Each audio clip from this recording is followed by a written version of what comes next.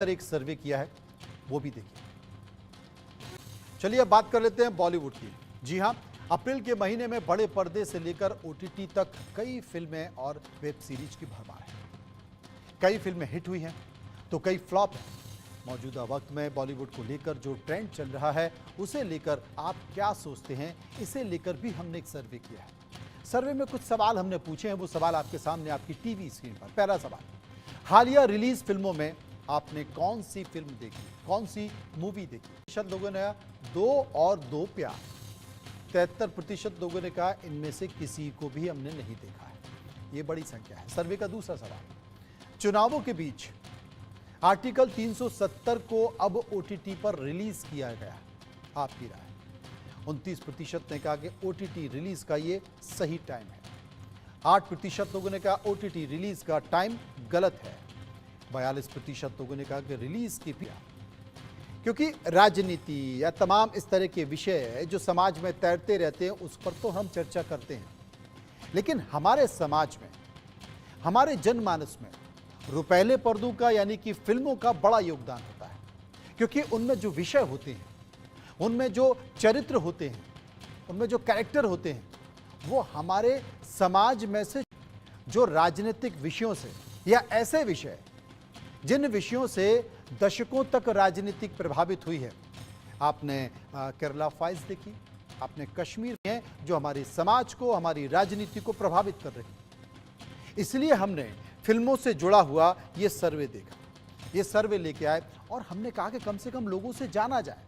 ये सर अब ओटीटी पर रिलीज की जा रही है, इस पर आपकी राय क्या है? 29% लोगों ने कहा कि ओटीटी पर रिलीज करने का समय एकदम सही है।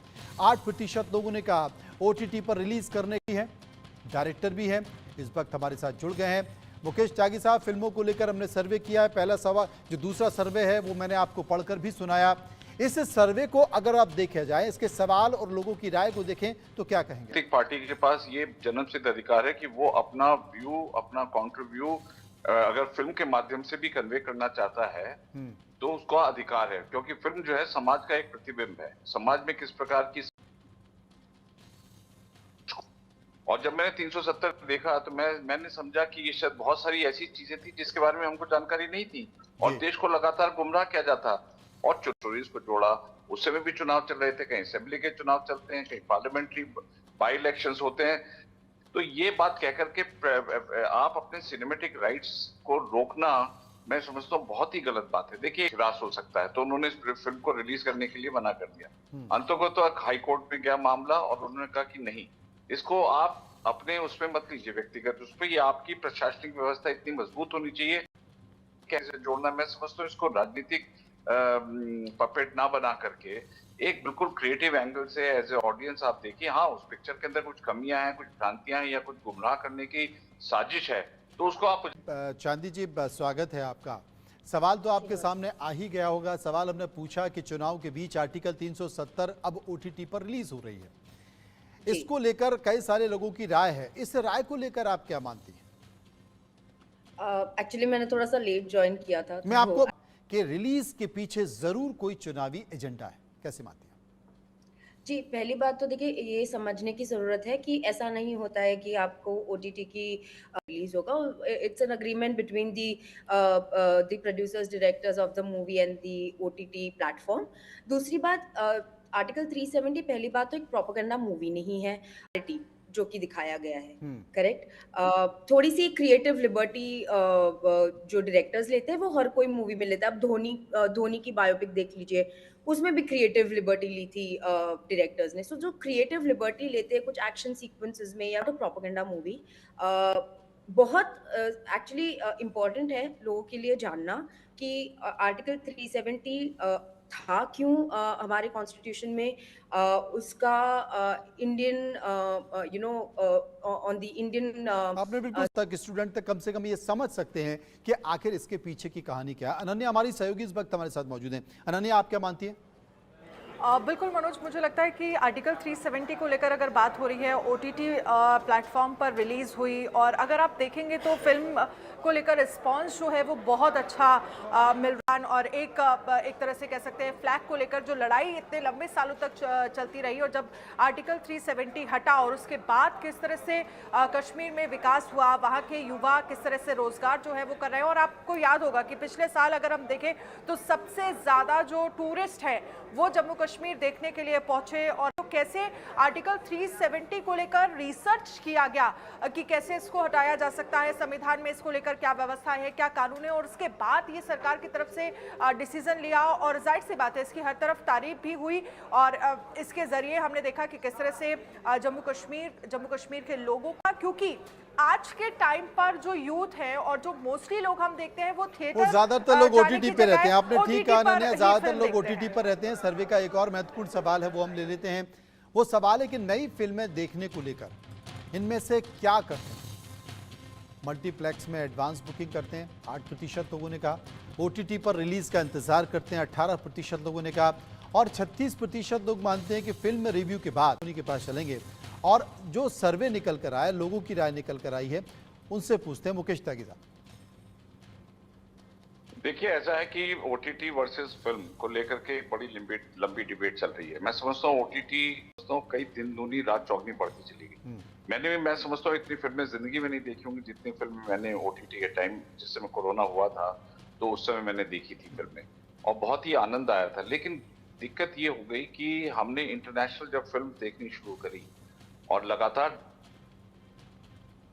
प्रोडक्शन में फंडामेंट है, आप कोई भी क्लासिक फिल्म बनाए, उनका प्रोडक्शन क्वालिटी में बहुत डिफरेंस है। उनके जो किरदार है, अभी भी कहीं रिफ्लेक्शन नजर आता है कि जैसे पुरानी 70s और 80s के किरदार में घुसने का एक कोशिश की जाती है।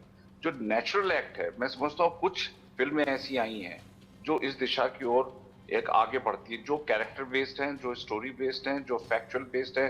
जैसे कश्मीर फाइल्स को आप ले लीजिए, आर्टिकल 370 के तमाम अनुच्छेदों को लेकर के, चाहे वो 370 हो, 367 हो, किस प्रकार से अनुच्छेदों के साथ खिलवाड़ किया था उन्होंने। मैं समझता हूँ कि वहाँ की महिलाओं के जो उनके हकूक थे उनसे महरूम रखा, उनकी शादी अगर लेकर के, फिल्म को लेकर के वहाँ पे आप प्रदर्शित ही नहीं कर सकते थे।